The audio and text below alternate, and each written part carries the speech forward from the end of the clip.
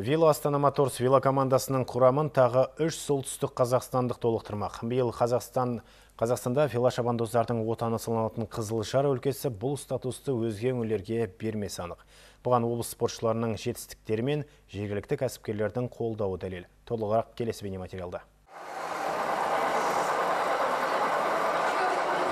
Бүгінде облыста 260 бала велоспортпен айналысады. Күннен күнге олимпиадалық спорт түріне деген қызығушылық артып келеді. Әрине бұл үйірмеге жеткіншектердің келуіне жерлесіміз Александр Винокуровтың Лондон олимпиадасындағы жеңісі түрткі болды. Кейін Алексей Луценконың дүниежүзілік додаларда топ жаруы өз үлесін қосты. Бүгін жас велошабандоздар өздері пір тұтар тұлғамен танысуға мүмкіндік алды. Патриоты, фанаты какой-то.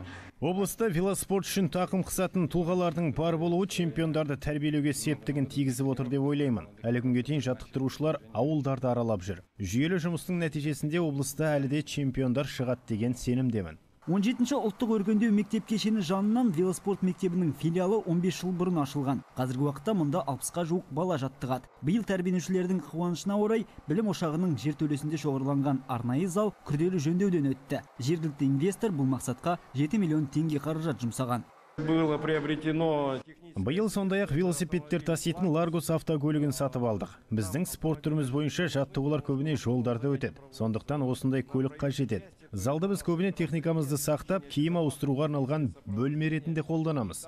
Осы жылы жөнделген мектептің филиалында енді жаттығуларды да өткізуге болады. Өңірде велоспорт дамып келеді. Бұған облыс басшылығы тарапынан көрсетілетін қолдау мен жас велошабандоздардың халықаралық және республикалық аренада жетістіктері дәлел. Биыл 3 бірдей солтүстік қазақстандық Вина Астана Моторс кәсіпқой командасына ауысқалы жатыр. Аманжол Нұртазин, Райымбек Бегужаев, жаңалықтар қызметі.